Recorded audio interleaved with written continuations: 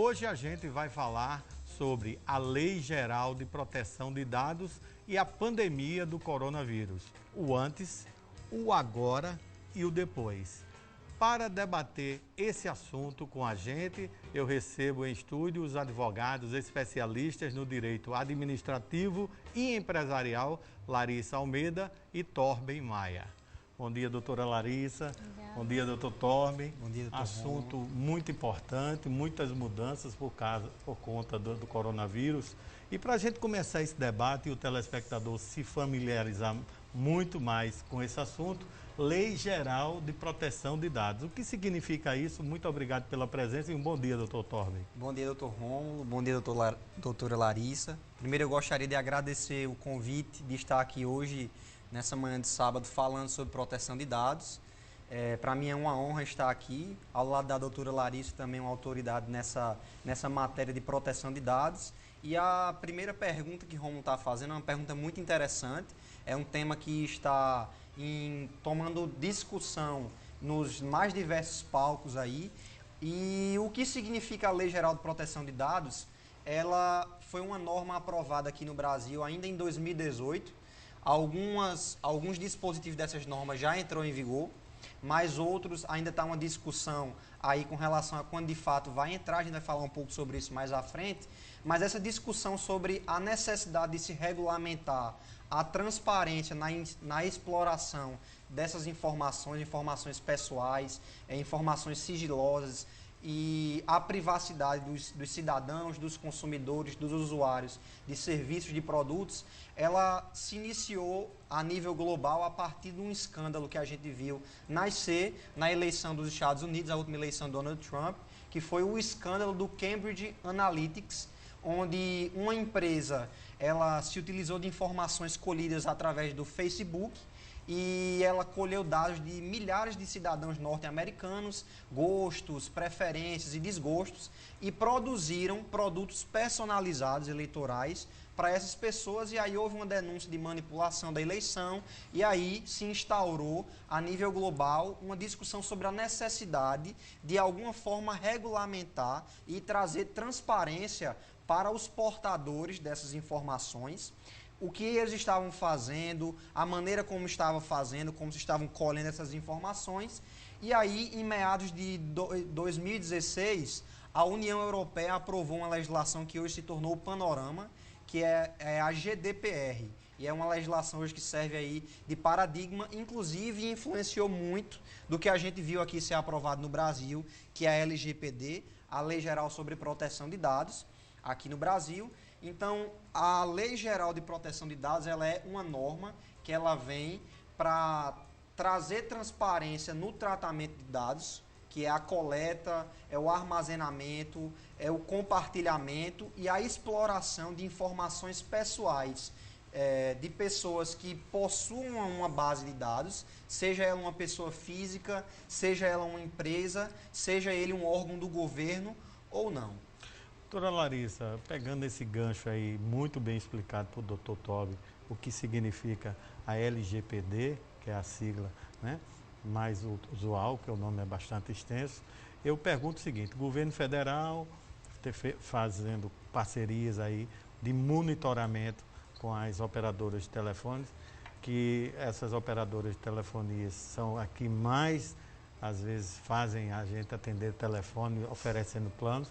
Como é que essa parceria pode vingar, não pode, vai beneficiar o consumidor? Muito bom dia, obrigado pela presença. Muito bom dia, Rômulo. Muito bom dia a você que nos assiste nessa manhã de sábado. Muito obrigada, Torben, por estar aqui dividindo a bancada hoje comigo, a convite do nosso amigo Rômulo. Bem, o governo federal, até antes do governo federal, né, através do Ministério de Ciência e Tecnologia, fazer parceria com 5 operadoras, né? A Oi, a TIM, a Claro, as maiores, né? Oi, TIM, Claro, Vivo e Algarden também. Antes disso, o governo de São Paulo já tinha feito um acordo já com Oi, Claro, TIM, Vivo. Para quê? Para detectar, a partir dos dados das antenas dessas operadoras, tá? a quantidade de pessoas que estão em casa, aí você diz, mas como é que vai detectar estar em casa? As antenas dessas operadoras, elas detectam os nossos sinais dos celulares e aí eles captam o sinal das 22 horas até as 6 da manhã para poder detectar aonde é que você, que estabelece um parâmetro de que ali seria sua residência, seu local onde você pernoita. E a partir disso, se esse sinal de celular começar a se movimentar pela cidade, em outros pontos forem identificados, vai se perceber que você não está cumprindo com a quarentena, não está cumprindo com a medida de isolamento social, né? Entendi. E qual é o que é que o governo de São Paulo começou a fazer com isso? Começou a criar um sistema de monitoramento inteligente, que é o CIMI, que foi anunciado pelo governador João Dória, né? Montaram toda uma estrutura para poder pegar todos os dados, porque cada operadora ela pega os dados dos seus clientes. Então montaram para poder juntar todos esses dados, esses mapas de calor, porque são isso são essas informações que chegam até o governo de São Paulo. Não são as informações, é importante esclarecer, não são as informações individuais do seu número de telefone, que pertence, no caso, o meu número de telefone, que pertence a minha pessoa que está no meu CPF, não são essas informações, mas são apenas o sinal do meu celular, assim como poderia ser o sinal dos nossos celulares aqui para identificar. Né? Exatamente. Para criar mapas de calor e identificar quais são as regiões que estão tendo maior aglomeração, aonde essas pessoas estão caminhando para poder mostrar que se está tendo um desrespeito, né, a esse isolamento social. Entendi. Tom, pegando essa deixa aí, uma ideia muito boa, eu espero que nesse período de coronavírus é uma importante e importante também para a segurança pública das pessoas, mas a gente vai debater um pouquinho mais sobre isso. Você falou sobre o que é a Lei Geral de Proteção de Dados e entrar agora em vigor em agosto. Aconteceu alguma diferença de prazo por conta do coronavírus? Então, Rômulo, a Lei Geral de Proteção de Dados, ao passo em que ela criou direitos para os usuários, para os consumidores, ela trouxe obrigações para as empresas, para as pessoas físicas e para os órgãos de governo que trabalham com tratamento de dados. Então, existia um prazo original, quando a lei foi aprovada em 2018, o qual já foi postergado, segundo a legislação que está consolidada hoje, para agosto de 2020. Então, a regra seria que entraria em vigor essa lei agora em agosto de 2020, só que existe uma parte da norma, que é o artigo 55A, que trata sobre a Autoridade Nacional de Proteção de Dados. Essa parte da lei já se encontra em vigor, que é a criação desse órgão que é vinculado ao governo federal, que vai fazer a fiscalização das violações e a implementação dessa norma. Essa parte da lei já está em vigor. Os demais dispositivos da lei, a exemplo das punições que serão aplicadas, os direitos que serão criados, eles se encontram no período que a gente chama no direito de vacatio legis. É uma legislação que, embora já tenha sido promulgada, existe um lapso temporal para que as pessoas assimilem e consigam se adequar. O que foi que aconteceu esse ano? O Senado, mais ou menos há um mês, aprovou um projeto de lei em que postergava para janeiro de 2021 parte dessa norma e as punições ficariam para agosto de 2021.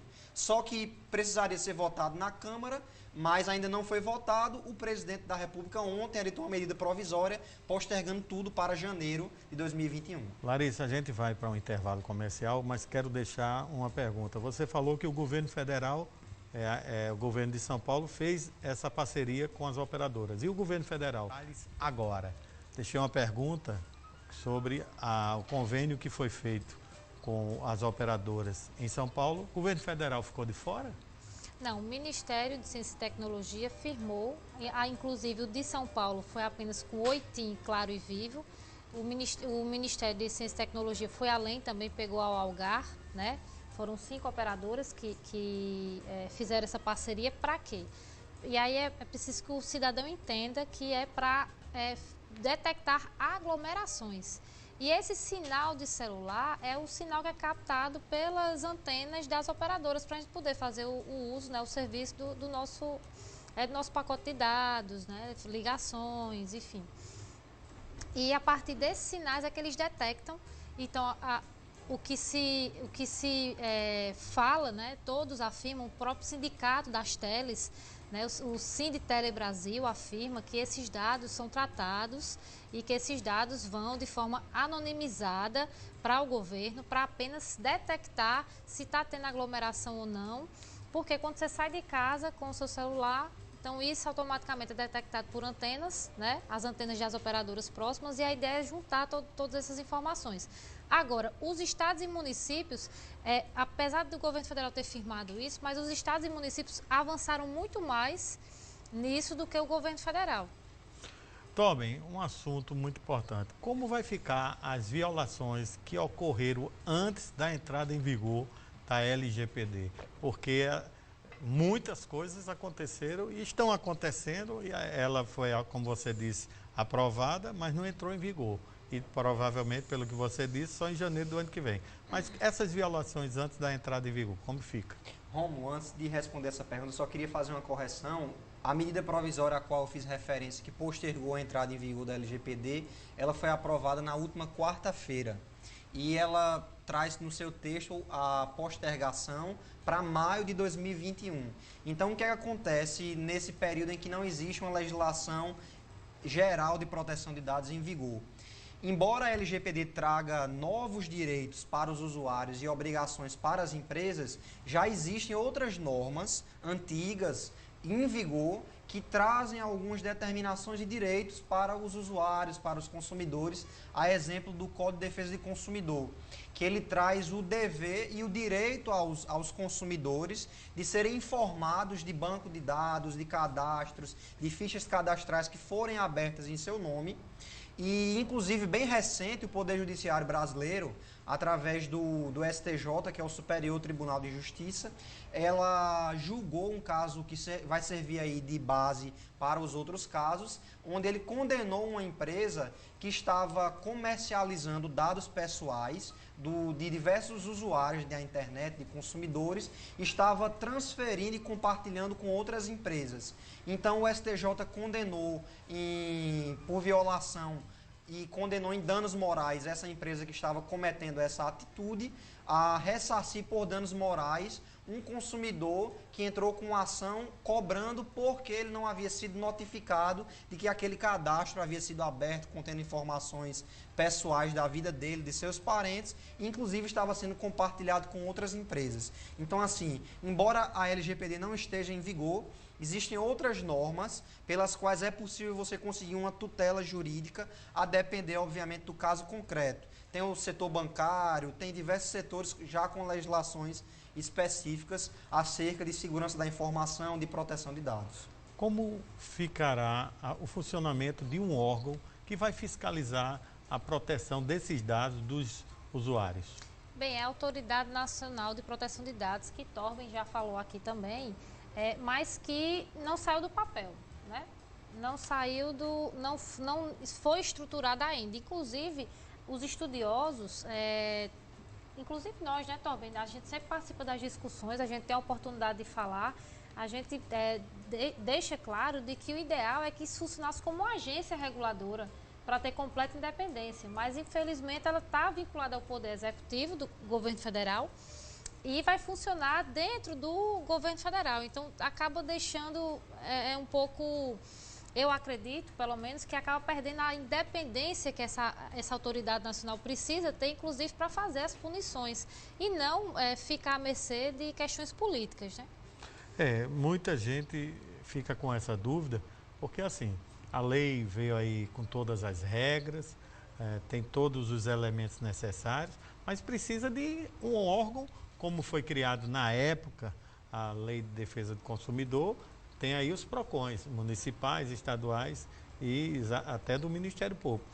Você acha que essa falta de organização do governo federal em criar esse órgão e determinar já a sua estrutura vai causar prejuízo aos usuários?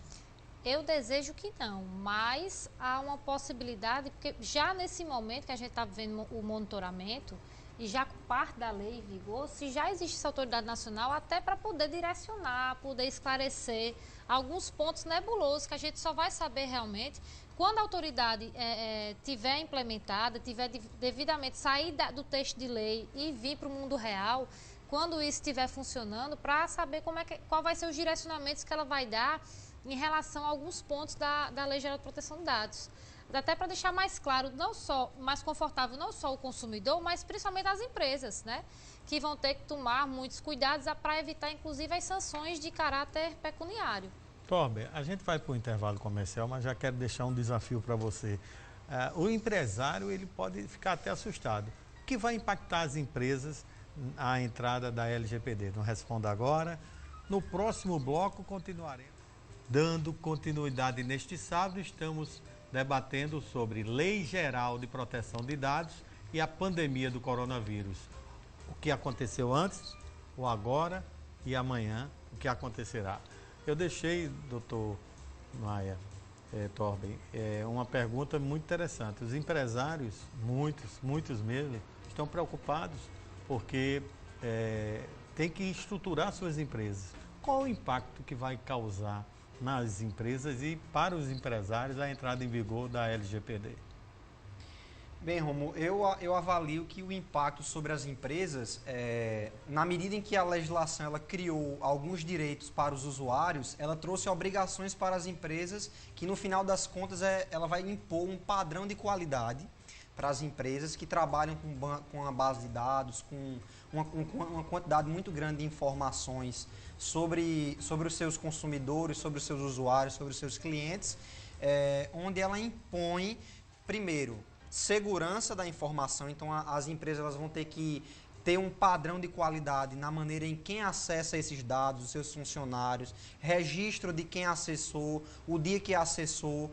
Tem que haver uma segurança nessa base de dados. Ao usuário, ao consumidor e aos clientes foi garantido direitos de saber qual a finalidade que está sendo dada aquelas informações. Ele pode questionar a empresa quais são as informações que ela possui, há quanto tempo, para quem ela compartilhou, e essa empresa ela tem obrigação de prestar esclarecimentos. Então, se você é uma empresa que possui uma base de dados muito grande, para que você consiga dar essa transparência, dar essa resposta, você precisa ter uma organização muito grande disso.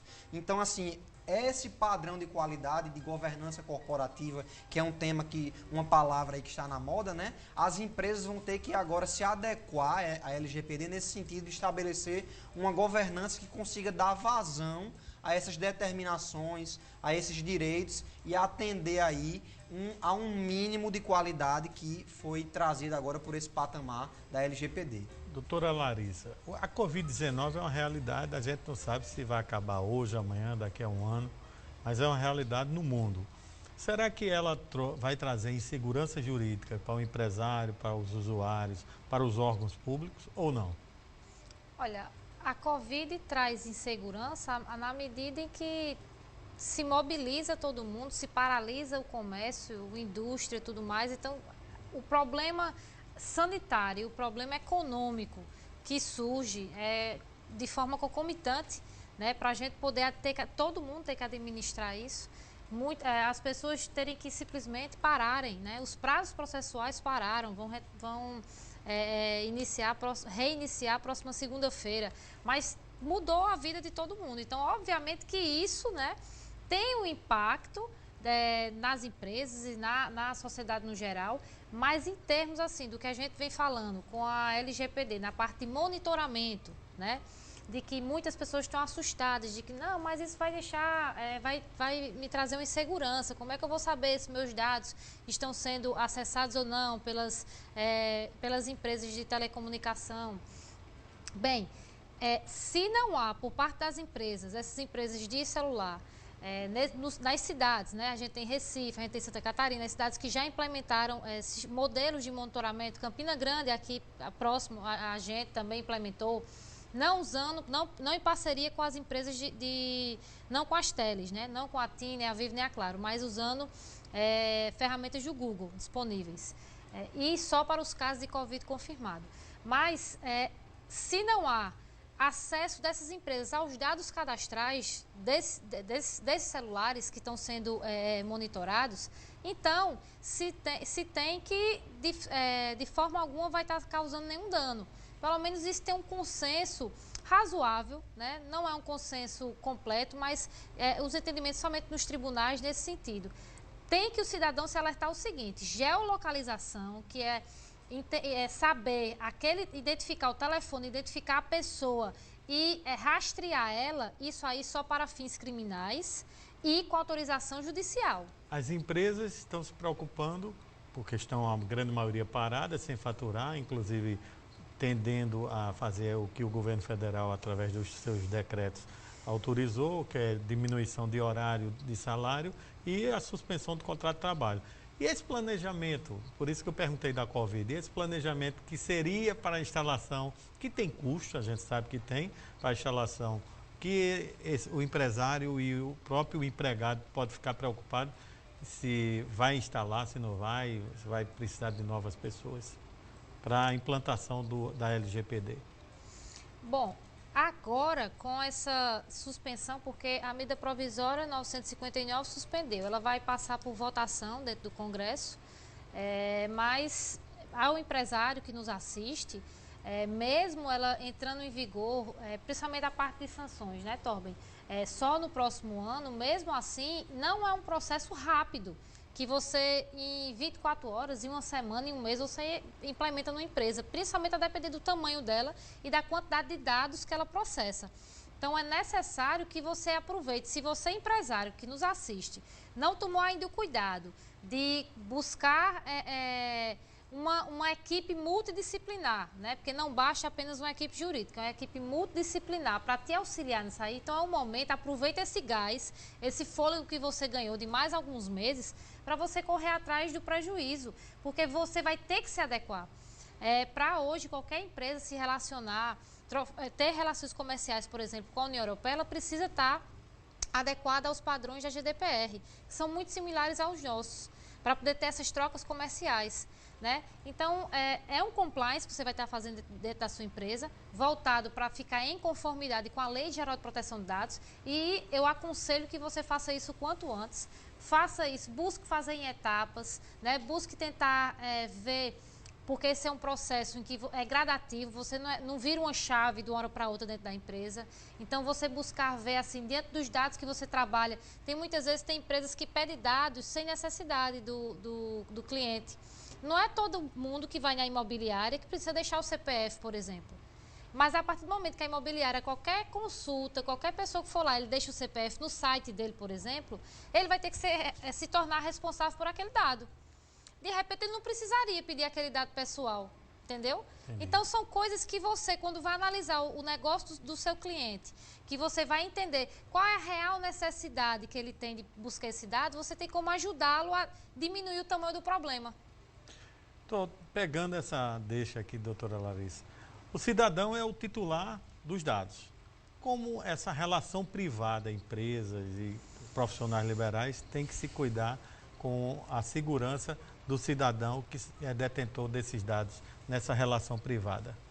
Bem, Rômulo, a lei, como nós já falamos um pouco mais atrás, ela trouxe essa obrigação para as empresas que coletam informações ou que acessam informações transmitidas por outros, seja através de uma portabilidade de um cliente que migrou de um produto, de uma empresa para outra e solicitou a portabilidade dessa sua base de dados, ou uma empresa que coletou esses dados, como a doutora Larissa bem falou, a empresa que está com essas informações, ela tem a obrigação de trazer a segurança desses dados.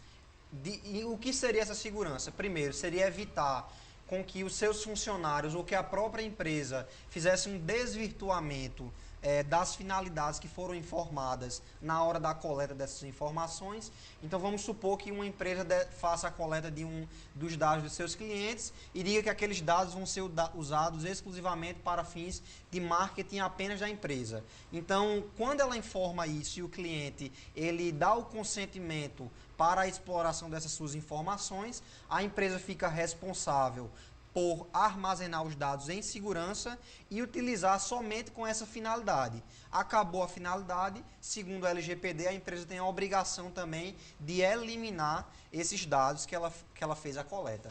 Larissa, eu vou para um intervalo comercial, mas quero lhe deixar uma pergunta aqui. LGPD e lei de coronavírus. Tem muita coisa a ver uma com a outra, não responda agora. Ô, Torbe, eu deixei uma... Foi com Larissa, foi? Eu deixei uma pergunta sobre a lei do coronavírus e a LGPD. O que é que uma coisa tem a ver com a outra e quem está nos assistindo pode realmente ser impactado por isso? Bom, a chamada lei do coronavírus, né, como ficou conhecida, é a lei 13.979. Ela toca em vários pontos, inclusive na parte de compras públicas, diretamente dentro do direito administrativo. Ela mexe muito com o direito administrativo. No artigo 6º, ela prevê o compartilhamento de informações, né, entre os entes federados, tá? Mas ela não fala, por exemplo, a exclusão após você fazer o compartilhamento, inclusive requisitar empresas a informações, porque é para quê? Para poder ter o planejamento, não só a nível de governo federal, mas a nível estadual, municipal, de ações, políticas públicas para evitar o contágio do vírus. A lei acertou nesse ponto, mas deixou a desejar e não pensar em sim, e a exclusão desse compartilhamento de dados após finda, né, a pandemia. E é importante ressaltar que essa lei, e aí eu queria deixar aqui também uma observação, eu tenho recebido em muitos grupos de WhatsApp pessoas dizendo, áudios principalmente, dizendo que essa pandemia só serve para político fazer compra sem licitação. E não é isso, tá? Tanto é que a lei 13.979, ela tem lá o artigo 4º. Esse artigo 4º sofreu alterações, ele tem alterações por medidas provisórias. A medida provisória 926 e a 951, que inseriram na lei novos artigos, o artigo 4A, 4B e aí vai, que fala sobre o quê? A diminuição pela metade dos prazos de pregão, tá? E um novo tipo de dispensa. A gente na lei de licitação já tem a dispensa de emergência e calamidade pública, mas essa lei 13.979, que é sancionada em 6 de fevereiro, logo no comecinho da pandemia, ela prevê uma nova modalidade, uma modalidade temporária de dispensa de licitação. A medida provisória 951 vem também para usar o sistema de registro de preço, que na lei original ele é usado para pregão e para concorrência, mas ela prevê inclusive para você usar de dispensa. Isso é o quê? Um órgão faz uma dispensa para adquirir máscara, álcool em gel, e outros órgãos, né, podem pegar a chamada carona nesse processo de dispensa para poder também adquirir aqueles objetos, aquela contratação direta. Por exemplo, estão morrendo aí por falta de respiradores nas UTIs. Então, como é que você vai esperar aqueles prazos tão longos de uma licitação? Exatamente. E é tanto que o legislador foi sensível também para permitir, através dessa lei, que você possa fazer a compra de bens que não são novos. Por exemplo, para a gente conseguir hoje respirador, está em escassez completa no mercado, né? É um dos aparelhos que está em escassez. Então, é um dos aparelhos que pode ser comprado de segunda mão, desde que, obviamente, seja garantido o seu pleno estado, né, do aparelho em si, de funcionamento, para poder salvar vidas a partir dele. Mas é um exemplo, né? Assim como, por exemplo, a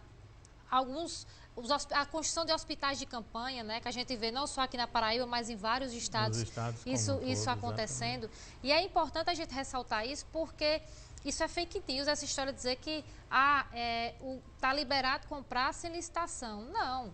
Tem um procedimento que é simplificado. A lei veio para simplificar, para quê? Para dar celeridade ao governo, para ele poder agir de forma imediata, porque o vírus ele é implacável. Mas isso não quer dizer que não vai ter fiscalização dos tribunais de contas, pelo contrário, vai ter. Dos ministérios públicos. Exatamente. E ainda tem também a previsão de que tudo que for comprado, que for lá de Covid-19, tem que estar no site eletrônico, ou seja, no site do próprio lá da Prefeitura, do Governo do Estado, discriminado específico, com o nome do contrato, qual foi o processo licitatório. Então, o cidadão tem como fazer o controle social e acompanhar pelo site da Prefeitura, pelo site do Governo do Estado, que compras estão sendo feitas com um fim específico de combate à pandemia. Lembrando E hoje tem um portal da transparência. Tem um portal da transparência. E lembrando que essa lei veio para facilitar a compra, a aquisição de bens e de serviços, inclusive de engenharia, para insumos para combate, para enfrentamento ao Covid-19. E eu queria só deixar uma informação. Eu fiz, com mais 2 colegas advogados, um e-book está disponível gratuitamente sobre compras públicas e Covid-19. Tem um local para o telespectador acessar? Tem um local, sim. Podem ir lá no meu perfil do Instagram, na bio do meu perfil do Instagram, Larissa Almeida, vai estar lá o link para você poder fazer o download. E aí tem vários esclarecimentos para você que está me assistindo, que trabalha também com isso. Vai poder, inclusive, encontrar modelos, né, para esclarecer e tirar maiores dúvidas. Lei existente. Para quem está nos assistindo, quem descumprir essa lei, quais as punições? Porque as pessoas às vezes ficam muito agregadas se vai ter punição ou não, para evitar aí esse monte de acesso de dados e uso de dados indevidos. Bem, Rômulo, inicialmente eu queria esclarecer que a LGPD é uma legislação geral sobre proteção de dados, mas não é a única. Como a gente já falou no começo do programa, o Código de Defesa do Consumidor já trouxe alguns direitos que, inclusive, foram replicados na LGPD. A LGPD também trouxe direitos novos que não existiam no ordenamento jurídico brasileiro e que agora existem e que, com eventual descumprimento desses direitos, vai gerar algumas punições que a lei traz, a LGPD traz. Há exemplo de punições que são aquelas que são mais efetivas, sobretudo para quem trabalha explorando comercialmente uma base de dados, um banco de dados, que são punições no bolso. Então, a Lei Geral de Proteção de Dados, ela traz a suspensão temporária, por exemplo, do uso do banco de dados que a empresa possua, ou se ela violar os dados desses usuários, desses consumidores, dos seus clientes que estão cadastrados em posse da empresa, ela pode ser multada em percentual do faturamento da empresa, não é sobre o lucro, é sobre o faturamento da empresa, até 2%, com um teto aí pode chegar até multas milionárias, né? Então, o ideal seria que as empresas elas consigam se adequar. E aí me parece que nesse caso houve uma sensibilidade do legislador que postergou, porque nesse momento de pandemia, que já está se transformando numa crise financeira também, a gente percebe que a realidade de muitas empresas não é, agora nesse momento, é somente sobreviver, né? Aí daqui que você querer exigir que elas ainda se adequem a essa legislação nesse momento tão sensível e tão delicado, me parece que o legislador foi um tanto sensível e aí com um bom senso de ter postergado para que o setor empresarial consiga respirar, pegar um fôlego, superar essa crise e aí a gente consiga depois implementar isso, que eu não deixo de trazer a importância e a necessidade de se adequar à LGPD. Lembrando que existem também outras normas que, embora que não esteja em vigor a LGPD, é possível fazer a tutela jurídica de eventuais violações. Larissa, a gente já no final, vou fazer uma última pergunta. Muitas legislações antes da pandemia, e eu queria que você explicasse ao telespectador para que serve e qual o objetivo do decreto 10.046 de 2019. Esse decreto veio para, dentre as algumas finalidades que está lá já no artigo 1º, mas é principalmente para simplificar o acesso ao serviço público. Então, ele cria um cadastro nacional, um cadastro de base nacional do cidadão, cria um comitê gestor, né, de governança de dados e a ideia é simplificar o acesso em todos os níveis da administração federal de serviços públicos, de cadastros, a tentativa do governo é isso. Torben, a última, bem rápido para a gente responder, seria o seguinte: até onde vai a privacidade e os dados obrigatórios que devem ser protegidos do cidadão ao governo federal, ou estadual ou municipal? Bem, Rômulo, essa é uma discussão um tanto polêmica, porque a gente percebe, estudando direito, que o direito à Constituição Federal, ela entrega, através do artigo 5º da Constituição, diversos direitos fundamentais para os cidadãos. Só que não existe nenhum direito absoluto.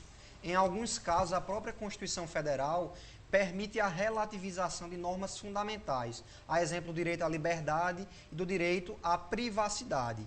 Então, diante de alguns casos que se justifique, é permitido você relativizar esses direitos através de uma decisão judicial, num processo fundamentado, um juiz ele pode vir e relativizar esse direito.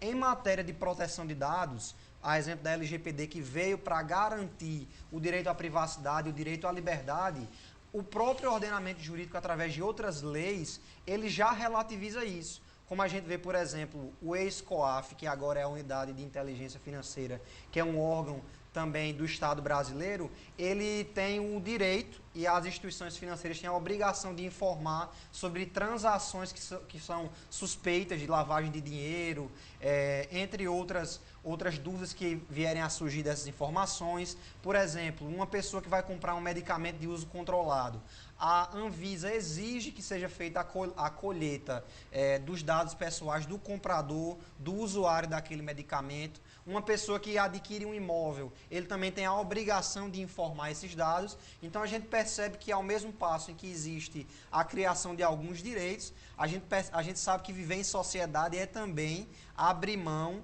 em alguns momentos e em alguma medida, de algumas liberdades individuais. Então essa é uma questão polêmica, mas a gente percebe que já existe um desenho aí muito bem estruturado aqui no Brasil. Larissa, rapidamente, em 30 segundos, o que fazer com a LGPD pós-pandemia? Olha, eu acho que o que fazer é colocar em prática, sabe? É sair do papel, parar de ser prorrogada, parar de perder esse medo de ficar sempre prorrogando e se preparar. A administração pública, tanto que o Ministério da Economia, através da Resolução 04, tem um guia de implementação da LGPD para a Administração Pública Federal, que serve para todos os entes, tá? E você faz o download disso gratuito, você encontra na internet. É um material riquíssimo, que vale muito a pena, inclusive quem trabalha quem é servidor público, está nos assistindo, para implementar no seu setor, né? Tomar as devidas precauções, assim como para as empresas. E eu acho que tem que se tornar, colocar em prática, dar efetividade à Lei Geral de Proteção de Dados. Vai ganhar a sociedade, vai ganhar o mercado como um todo e principalmente o cidadão, que hoje é um cidadão consumidor. Doutor Torben Maia, eu gostaria de agradecer realmente, a gente está nessa manhã de sábado aqui, deixo o senhor com suas considerações finais. Eu queria renovar os meus agradecimentos aqui a você, Romulo, pelo convite, a doutora Larissa por estar aqui hoje discutindo sobre isso. Eu queria só destacar uma sugestão para as empresas, que independente de uma obrigação legal que as leis venham a impor, essa adequação a normas de proteção de dados, a gente percebe que a segurança da informação que é entregue pelas empresas que trabalham com essas informações aos seus clientes, ela não é mais apenas uma determinação da lei, ela é agora um valor de mercado, que as pessoas querem saber que as empresas trabalham com qualidade. Então aqui essa fica a nossa sugestão para as empresas.